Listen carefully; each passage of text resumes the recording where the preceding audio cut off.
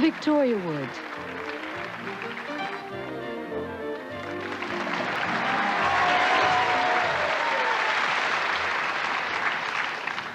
Hello. It's all right, you don't have to shout hello back. It's not Dick Whittington. No, it's a good job. I wouldn't fancy bringing the Peking Opera on in a spotted hanky. They were good, weren't they? I was worried when I heard they were on before me. I thought they might nick some of my material. Oh, please, no time. No. I haven't got very long, unless some scenery gets stuck, in which case I've got ages. I'll just tell you a little bit about myself. I've done lots of things in show business. I started in school plays, really. It was a girls' school, and I used to get all the men's parts, because I was the only one who didn't mind wearing a moustache and out of the hair from the hockey captain's kneecaps. She was a hairy girl. We thought they were shin pads. But my first proper job in television was on Upstairs, Downstairs. I had this sort of behind-the-scenes role. I had to hide under the kitchen table. And when anybody forgot the words or there was a nasty silence, I used to bite Mrs. Bridges on the ankle. And she'd go, "Oh, Ruby!" And Ruby would burst into and then I got my big break, which some of you might know was working with the award-winning actress Julie Walters, and everything changed. She went on to an Oscar nomination for Educating Rita. I went on Bullseye and won a tankard. But it's lovely to be here. Well, it's lovely to have got here, because I'd never been here before. And they said to me, "No, you can't miss it. It's a big old building." Well, I turned the wrong way off the Strand. I did 20 minutes in the Seaman's Mission. But it's so lovely to be here. It's a beautiful theatre. It's terrible backstage. We're so overcrowded. I'm sharing a dressing room with Peter Ustinov. He's taken all the hangers. And there's been a lot of bad feeling about these costumes. I said, I'm quite happy. I don't mind wearing one of Wainsley's old housecoats. And there's no refreshments backstage. I tell you, Angela Rippon has been very popular this afternoon because she thought to bring a kettle and a low-fat Horlicks. Oh, excuse me. Oh, sorry, I'm just having a bit of trouble with my Playtex discontinued. Sorry.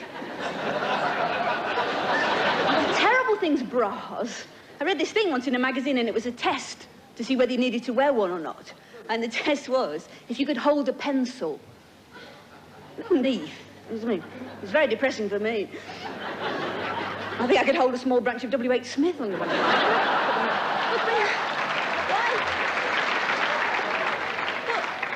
Why are bras meant to lift and separate, anyway? I mean, if God had meant them to be lifted and separated, he'd give us one on each shoulder. I've been all round Covent Garden this afternoon. It's marvellous. The whole place is teeming with mimes and jugglers and all kinds of street performers. In fact, I bent over to tie my shoelace and got my own series on Channel 4. There were two buskers outside the theatre, actually. Janet Baker and Luciano Pavarotti. I only gave them 20 pence. You know, I felt they were a little over-emphatic in the legato section. And I've been shopping. I've been around all the antique stores looking at those lovely old things we just don't see anymore, like stripped pine fire guards and school textbooks. And I saw a beautiful sweater, and it was £160. I said to the woman, "Why is it so expensive?" She said, "Well, it's hand-knitted and hand-dyed, or for half price you can have a kit."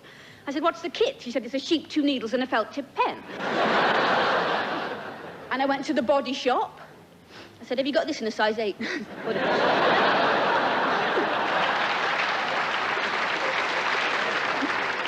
Look, I've got to go, I think, because they're all waving at me, and I don't think they're saying hello.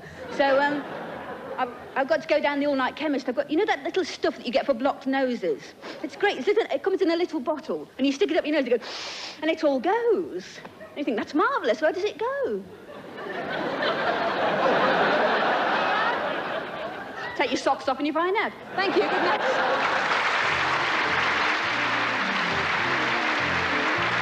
Popular music along next with the irrepressible Lou. There is an